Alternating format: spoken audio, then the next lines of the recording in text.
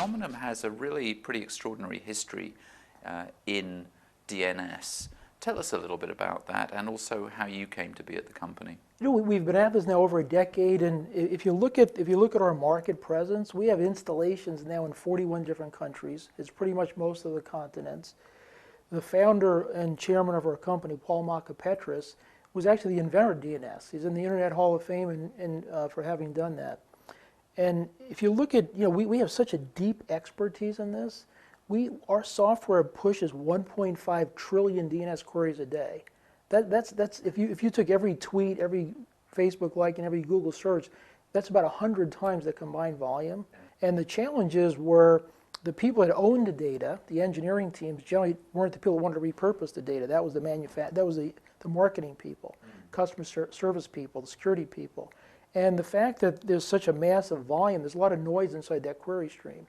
So it took us a while to figure this out, but we ended up building a platform we call N2 that sits on top of the DNS. That allows us to do some fun things on top of the query stream. We can aggregate the data, we can put intelligent policy around the data, we can do a lot of interesting things. And that's given us the ability now to build out these applications. So that's the reason I was excited about coming here. That's the reason why I'm here, and it's been working very, very well. In a sense, it seems like your DNS strategy and your products and services are following the meta trend in the communications industry right now, which is away from fundamental infrastructure capabilities towards the money layer, as we call it, which is enabling services and applications which allow service providers to make money. Is that what you're doing? That's exactly what we've done. If you think about, if you kind of visualize in your mind a picture, we draw a very simple picture for our customers, and that is what we call lower left quadrant, the value proposition on the bottom. It's been very traditionally around technical people investing money into the infrastructure, the network, to try to reduce complexity, reduce operating costs, and the objective was to make everybody have the same experience, was to homogenize the experience. When you log in, I shouldn't drop my call, you shouldn't drop a call. We should have very, very similar experiences. And what we've been finding is that's really becoming table stakes. In most developed countries, even emerging markets, that's a prerequisite. I expect to get online, I expect to have fast, stable internet connectivity. That trend that we're seeing on a global basis is shifting. And this is really the value of our company. We've built an integrated platform that moves people from this lower left quadrant to the top right quadrant. And it's shocking when you really think about it, because it's the complete opposite of what they've done. Right. It's not technical people investing in the network. Right. It's business people making investment in subscribers. Right. And it's not about saving money. It's about driving ARPU. It's about making money, increasing revenue. So interesting, I was in Canada talking with a CTO from a large telco. And I was just drawing out this, we call it the arc of values, drawing out this picture, and he said, stop. I said, he said, you're cheating.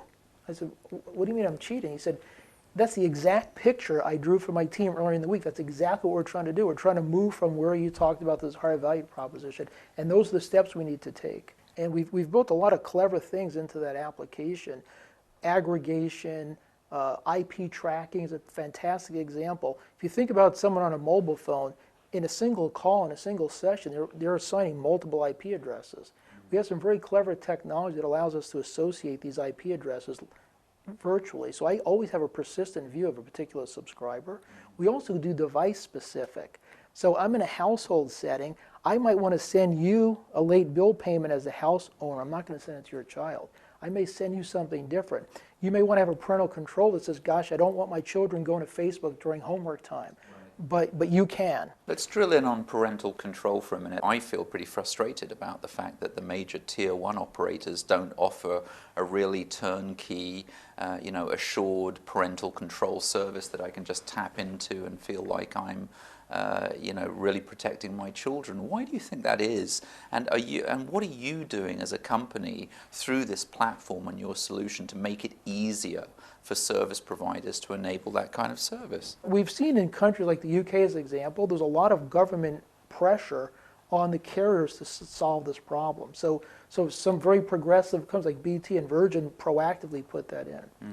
We see other countries like Australia, Telstra is one of our customers, they're putting in parental control. We have two major projects now that we're working on in the U.S. putting in this parental control system. So the tide is turning, but the interesting thing is, we've did a pretty comprehensive ROI for one of these customers, and they said we're going to give away parental control, and we're going to allow that to happen and not charge people, but at the household level. And so BT is a fantastic example. They really did this with the idea of being ahead of the curve.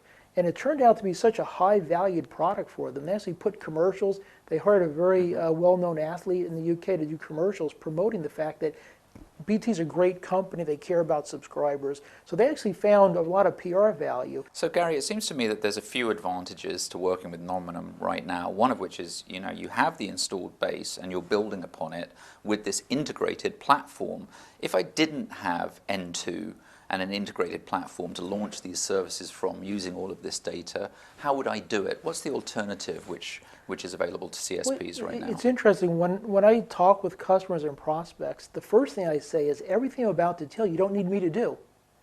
You can absolutely do this without us. Right. You can pick up, there's tons of products you can pick up from very reputable security firms to do bot infection, DDoS protection. You can use open source DNS. You can purchase multiple products that allow to this in-browser push messaging. You can buy multiple products that do parental control, DPI. The value is you already have the DNS in place. The DNS sees everything. Larry Ellison's perfect for this. The suite of products always beats independent products. It always has in every generation. It's the way the computer business works. Thank you, Gary. Thank you.